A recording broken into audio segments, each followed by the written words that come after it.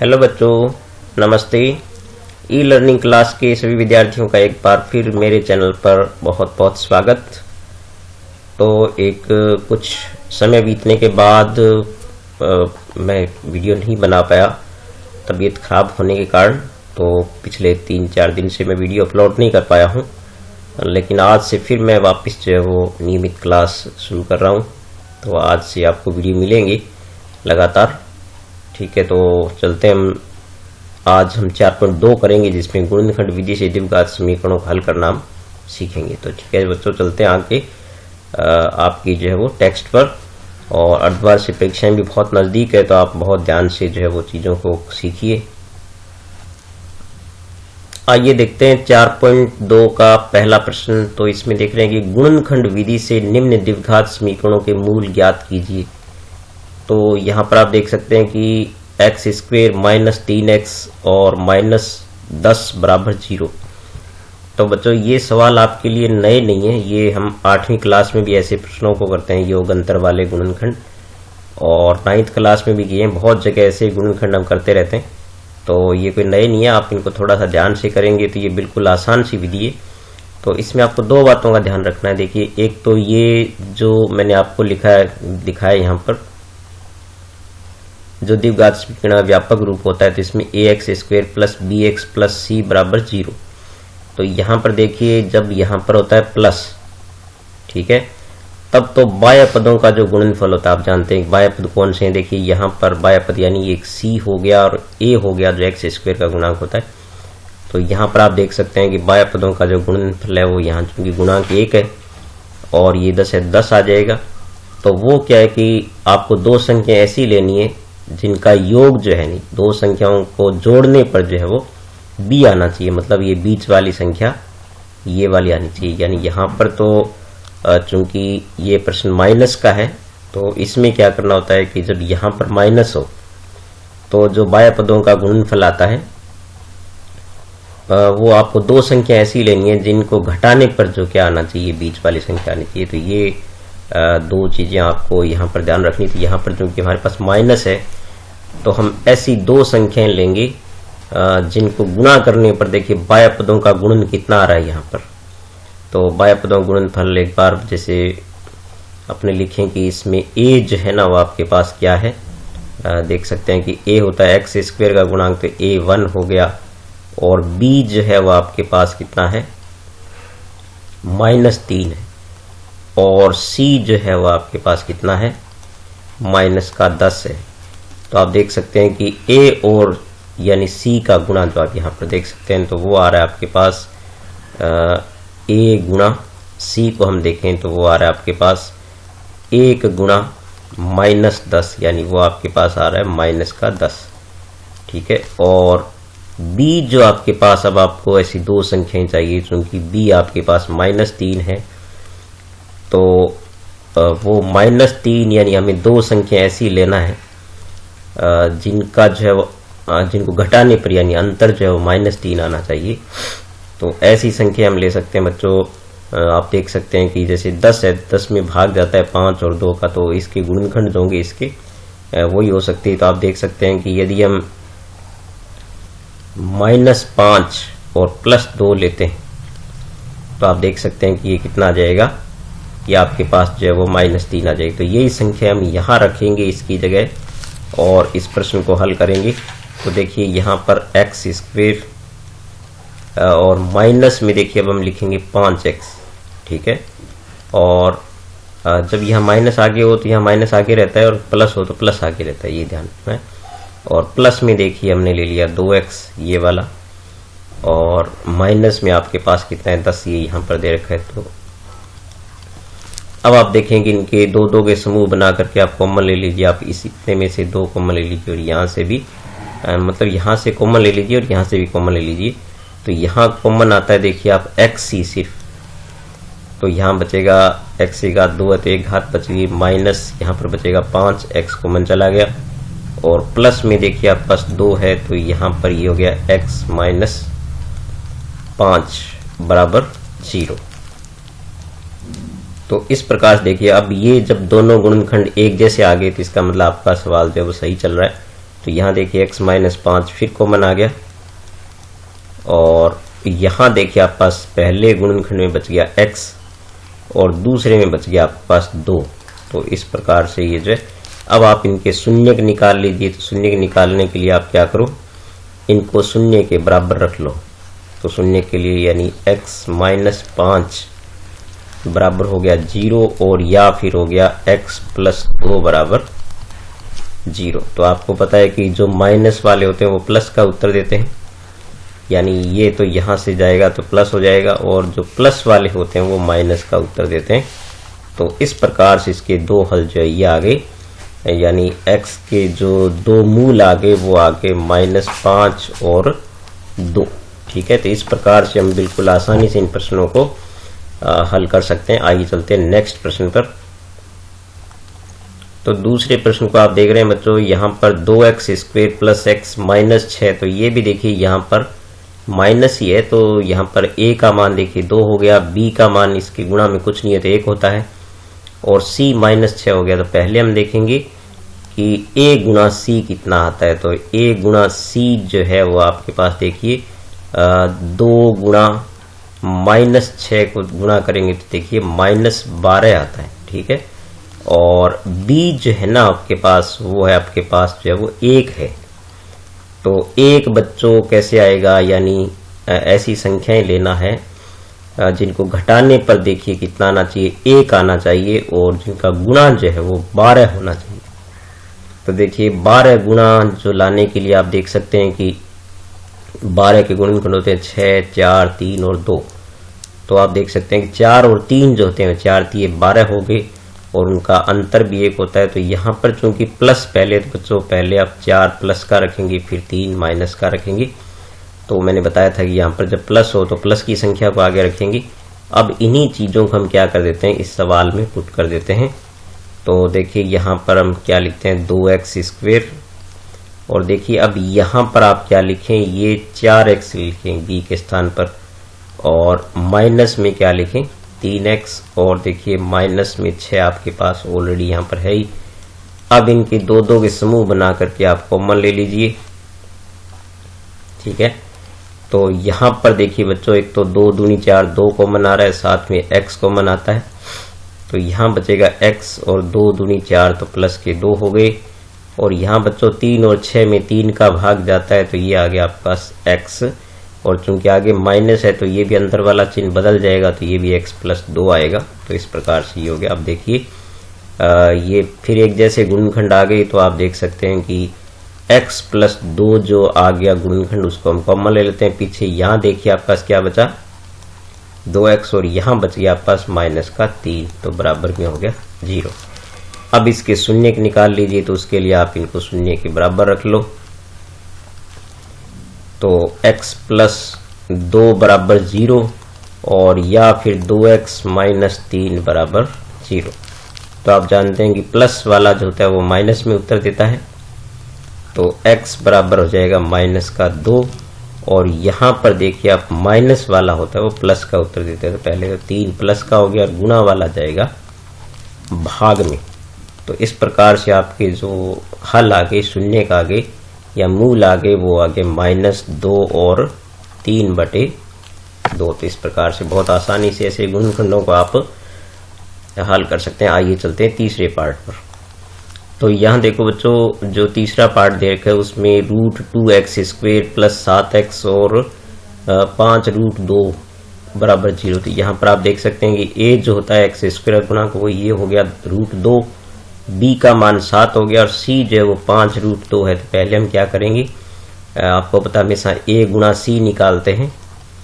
तो a गुणा c निकालेंगे तो a आपके पास है √2, और c आपके पास है 5√2। तो देखिए इनको आप जब गुणा करेंगे, देखिए 5 तो है पूर्णांक है इसमें, और √2 को √2 से करेंगे तो बच्चों ये बन जाएगा आपका पूरा 2। तो ये दो चीजें आप यहाँ पर याद रखिए। मैं यहाँ पर देखिए कोने पर लिखता हूँ कि हमेशा जो रूट की कोई भी दो संख्याएं, तो आप इस फॉर्मूले को याद रखिए कि √n इंटू √n, यानी कभी भी रूट की दो संख्याएं जब गुणा में होती है तो वो रूट हट जाता है, पूरी संख्या बन जाती है। तो इसको आप इस प्रकार से याद रखिए। और फिर हम देख सकते हैं कि इसका जो गुणा आ गया वो 10 आ गया। और फिर हम देखते हैं b का मान हमारे पास जो है वो है 7। तो बच्चों अब यहाँ पर देखिए ये योग वाला प्रश्न आ गया जोड़ने पर। तो देखिए अब यहाँ पर चूंकि प्लस है यहाँ पर, तो आप ऐसी दो संख्या लीजिए, प्लस है तो जोड़ने पर जिनका जोड़ 7 आता है गुणा 10 आता है। तो बच्चों आप जानते हैं कि 5 + 2 जो है वो 7 होता है और 5 दूनी क्या होता है 10 होता है। तो इस प्रकार से ये हम b के स्थान पर यहाँ पर क्या ले लेंगे, ये ले लेंगे। तो इस सवाल को इस प्रकार से लिखा जाएगा। फिर आप ध्यान से देखिए, तो √2x² और प्लस में देखिए आप यहाँ पर अब 7 की जगह क्या ले लीजिए 5x + 2x। तो 5 और 2 7 हो गए और प्लस में 5√2 = 0। एक काम आप पहले कॉमन लेने से पहले और कर लेंगे हम। पहले से यहाँ पर देख सकते हैं कि √2x² और प्लस में 5x। और बच्चों यहाँ से चूंकि जब हमें कॉमन लेना होगा तो ये पूरा 2 है और ये रूट में 2 है। तो देखो बच्चों दो जो है ना, जैसे n है ये यहाँ पर आप देख सकते हैं, तो n को हम 2 मान लें तो ये √2 गुणा √2 हो जाएगा। तो इसको हम लिख सकते हैं √2 गुणा √2। तो वो जो है वो क्या हो जाता है 2 हो जाता है पूरा और साथ में x है, प्लस में 5√2। तो अब हमारे लिए कॉमन लेना बिल्कुल आसान हो जाएगा। तो यहाँ पर हम देखते हैं कि पहले दोनों में जो है वो क्या कॉमन आता है, सिर्फ x कॉमन आता है। तो x कॉमन निकालेंगे तो यहाँ पर √2 और साथ में बचेगा x और प्लस में बच गया 5। और फिर अब देख सकते हैं कि प्लस में यहाँ पर देखिए बच्चों इन दोनों पदों में √2 कॉमन आता है। देखिए ठीक है, तो √2 को हम कॉमन निकालेंगे, पीछे यहाँ पर बचेगा √2x और प्लस में बचेगा 5 क्योंकि √2 कॉमन चला गया बराबर 0। अब आप देखिए कि यहाँ पर ये ब्रैकेट फिर कॉमन आ रहा है, तो ब्रैकेट को हम बाहर निकाल लेंगे √2x + 5 और पीछे जो बचेंगे वो पहले पद में बचेगा x और दूसरे में बचेगा √2 = 0। अब इसके शून्य का आप निकालने के लिए इनको शून्य के बराबर ले लो।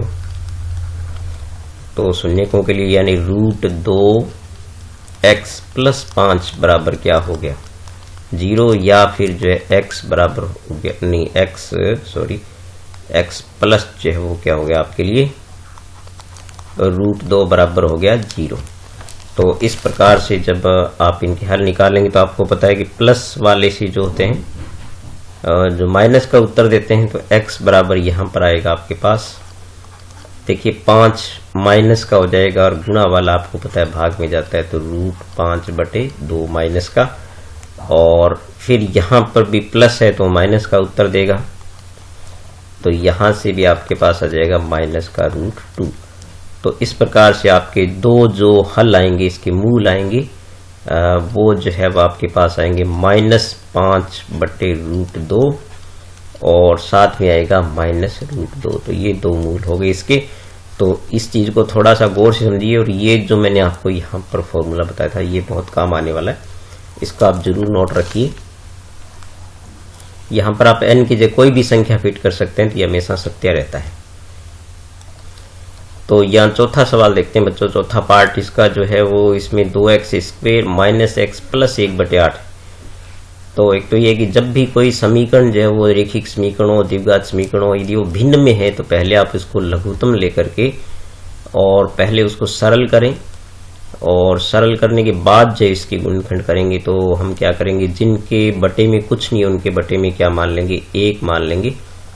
तो यहाँ पर हम 1 मान लेते हैं। अब इनका लघुत्तम आप देख सकते हैं कि क्या आएगा।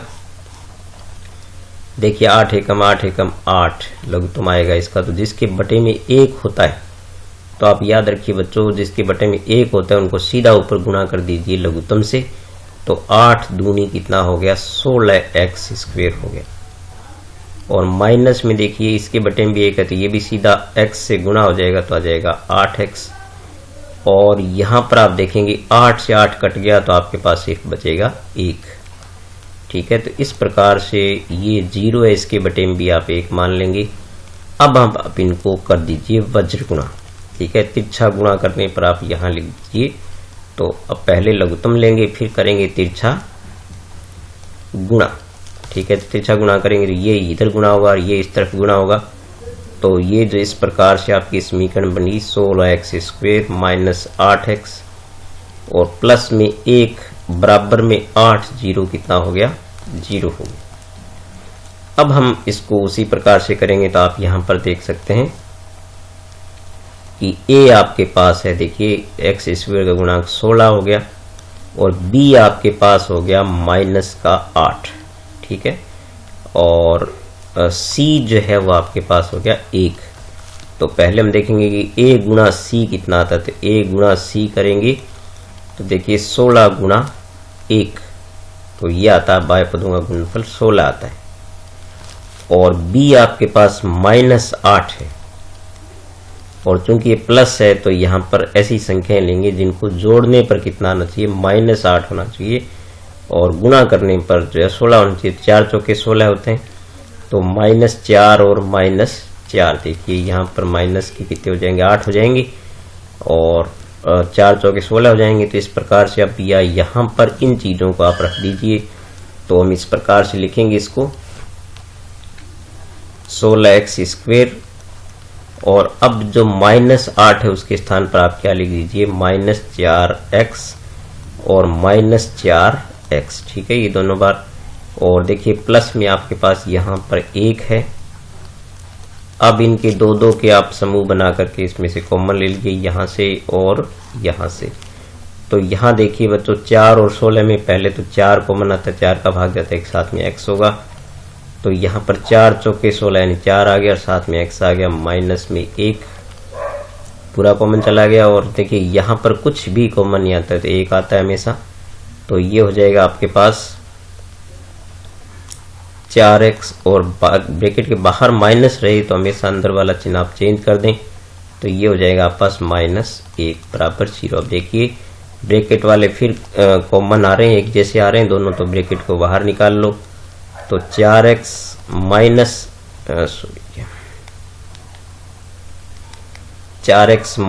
1 जो है ना, इसको हम बाहर निकालते हैं। तो देखिए यहाँ पर भी क्या बचेगा, 4x बचेगा और यहाँ पर भी माइनस में क्या बचेगा, 1। अब आप इनके शून्य के निकालने के लिए इनके शून्य के बराबर ले लीजिए। तो शून्य के लिए हम क्या करेंगे, इनको शून्य के सामने रख लेते हैं। तो 4x माइनस 1 बराबर 0 या फिर 4x माइनस 1 बराबर 0, क्योंकि ये दोनों गुणनखंड एक ही जैसे हैं। तो ये माइनस वाले हैं तो दोनों प्लस का उत्तर देंगे। तो पहले तो 1 प्लस का हो जाएगा और पट्टे में देखिए गुणा वाला भाग में जाता है और यहां से भी इसी प्रकार से क्या आएगा आपके पास 1/4। तो इस प्रकार से जो मूल है वो आपके पास, मूल या हल शून्य जो भी कह लो इनके, तो वो आपके पास आ गया x बराबर 1/4 और दूसरा भी आ गया 1/4। तो इस प्रकार से दोनों शून्य का आपके एक जैसे आ गया। अब चलते हैं इसके पहले प्रश्न के आखिरी पार्ट पर। तो यहाँ आप इसका 5वां पार्ट देख रहे हैं, 100x² माइनस 10x प्लस 1। तो यहाँ देखो बच्चों आपके पास a जो है ना x² का गुणांक वो 100 है, b माइनस 10 है और c आपके पास 1 है। तो पहले हम a गुणा c करते हैं हमेशा ही। तो a गुणा c करेंगे तो आप देख सकते हैं कि 100 गुणा 1 बराबर आपके पास क्या आएगा, 100, ठीक है। और b आपके पास जो है वो है माइनस का 10, माइनस का 20 है बच्चों यहाँ पर, ये यहाँ पर 20 है माइनस का, तो यहाँ पर भी क्या आएगा, 20 आएगा। तो ये माइनस का 20 है। तो आप देख सकते हैं कि जब यहाँ पर प्लस आता है, आप देख सकते हैं यहाँ प्लस है, तो ऐसी दो संख्याएं लेंगे जिनको जोड़ने पर कितना आना चाहिए, 20 आना चाहिए माइनस का, और गुणा करने पर 100 आने चाहिए। तो आप जानते हैं कि 10 और 10 होते हैं, तो माइनस के 10 और माइनस के 10, तो माइनस के 20 हो जाएंगे और इनका गुणा करेंगे तो प्लस के 100 हो जाएंगे। तो अब हम इनको जो इसके अंदर यहाँ पुट कर देंगे और उसी प्रकार से हल करेंगे। तो देखिए यहाँ पर 100x² और माइनस में देखिए 10x, तो हम 20x की अब ये दोनों लिखेंगे और माइनस में 10x और प्लस में 1 अब इनके दो दो के समूह बना करके आप कॉमन ले लीजिए इस प्रकार से। तो इन दोनों में 10 का भाग जा रहा है तो 10 और साथ में x, तो यहाँ पर देखिए आप बचेगा 10 दाई 100 और ये पूरा कॉमन चला गया तो 1 बचेगा यहाँ पर। और यहाँ पर देखिए कुछ भी कॉमन नहीं आ रहा है तो 1 होता है हमेशा, तो ये हो गया 10x। और चूंकि ब्रैकेट के बाहर माइनस है तो ये वाला चिन्ह भी आपका बदल जाएगा। अब देखिए ब्रैकेट फिर कॉमन आ रहा है तो ब्रैकेट को आप बाहर निकाल लो, तो 10x माइनस 1 बाहर आ गया। और देखिए यहाँ पर भी क्या बच गया, 10x और माइनस में यहाँ पर क्या आएगा 1 बराबर 0।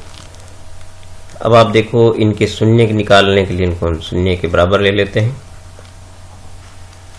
तो यहाँ पर देखिए 10x माइनस 1 बराबर 0, तो यहाँ पर देखिए चूंकि माइनस है तो प्लस का उत्तर देगा, तो 1 बटे गुणा वाला कहाँ जाता है भाग में। इसी प्रकार से यहाँ पर देखिए 10x माइनस 1 भी, ये गुणनफल भी सेम ही है, तो यहाँ से भी x बराबर कितना आएगा 1 बटे 10। तो इस प्रकार से आपके जो मूल आ गए या जो हल आ गए या जो शून्य का आ गए उनको आप कह सकते हैं कि दोनों मान एक जैसे आ गए, 1 बटे 10 और 1 बटे 10। ठीक है, तो इस प्रकार से इसके पहले के 5 पार्ट हमने किए हैं। तो यहाँ दूसरे सवाल में बच्चों आपको दे रखा है उदाहरण 1 में दी गई समस्याओं को हल कीजिए। तो 79 नंबर पेज पर जो है वो 2 उदाहरण इस प्रकार के दिए हुए हैं, तो उनको हम पहले समीकरण बनाएंगे और फिर जो है उनको हम सरल करेंगे। देखिए किस प्रकार से हम समीकरण को बनाते हैं। तो पहले आप देख सकते हैं कि आपको दिया है कि जॉन और जीवंती के पास जो है वो कुल मिलाकर 45 खिलौने देखिए, ठीक है, और दोनों के पास 5-5 यदि खो जाते हैं तो उनका गुणनफल जो है वो 124 हो जाता है। तो हमें इसमें कितने कंचे थे इनके पास ये ज्ञात करना है। तो यहाँ पर आप ध्यान रखें बच्चों की जब आपको कुल योग बता रखा हो तो आपके पास कुल खिलौने जो है वो 45 है। तो सबसे पहले आप लिखेंगे कुल खिलौने, ध्यान से देखें आप, तो कुल खिलौने आपके पास है 45। अब आप एक के पास क्या मान लीजिए, x मान लीजिए, तो माना जॉन के पास x खिलौने,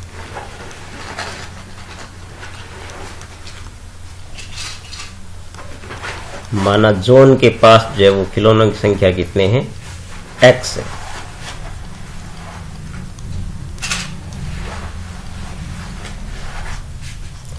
तो हमेशा जब एक का मान लेते हैं और दोनों का योग दे रखा है तो दूसरे के खिलौनों की संख्या से उसमें से घटा करके ली जाती है, क्योंकि योग इतना है ना। तो अतः जीवंती के पास खिलौने कितने होंगे, अतः जीवंती के पास जो है वो खिलौने कितने हो जाएंगे। ये आप इसको जब भी योग वाले प्रश्न आते हैं तो आप इसी प्रकार से जो है वो बिल्कुल घटा करके ले सकते हैं। तो ये हो जाएंगे आपके पास 45 माइनस x, क्योंकि 45 में से x इसके हैं तो फिर इसके हो गए 45 माइनस x। अब आप देखें कि इनके 5-5 खिलौने जो है वो खो जाते हैं। तो प्रश्नानुसार जो आपको शर्त दी है वो ये है,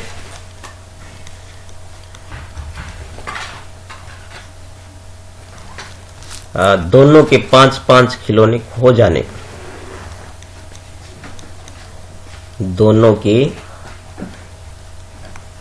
5-5 खिलौने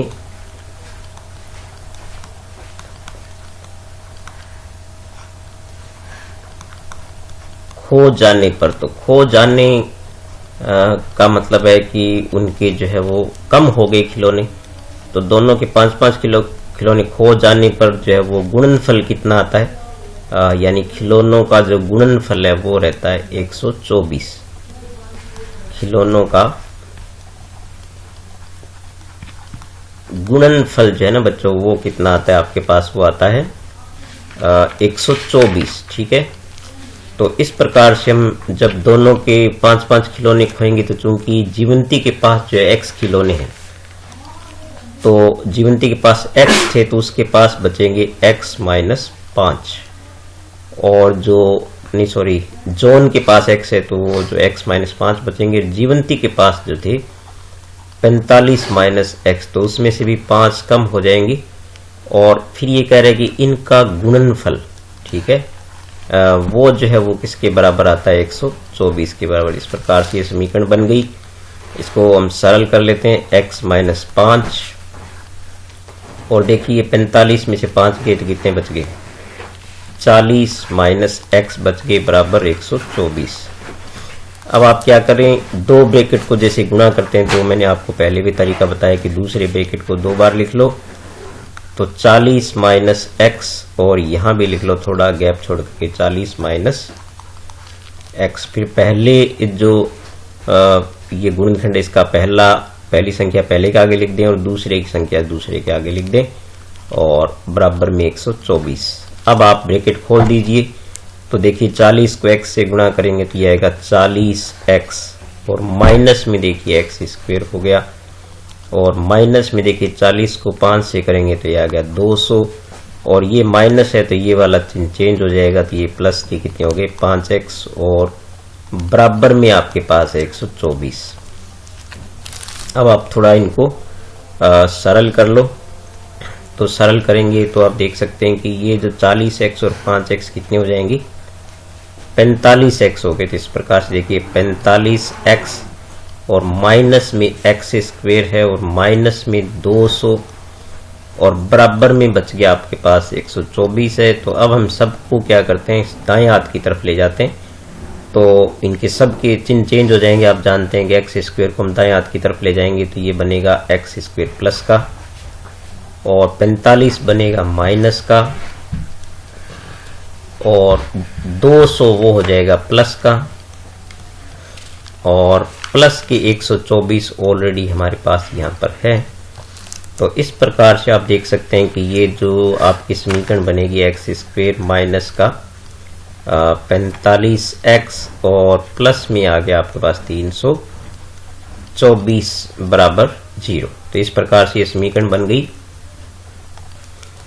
तो यहाँ देख सकते हैं मतलब ये गुणनखंड से विधि से करेंगे इसको तो इनमें बाह्य पदों का जो गुणनफल है वो 324 आ रहा है।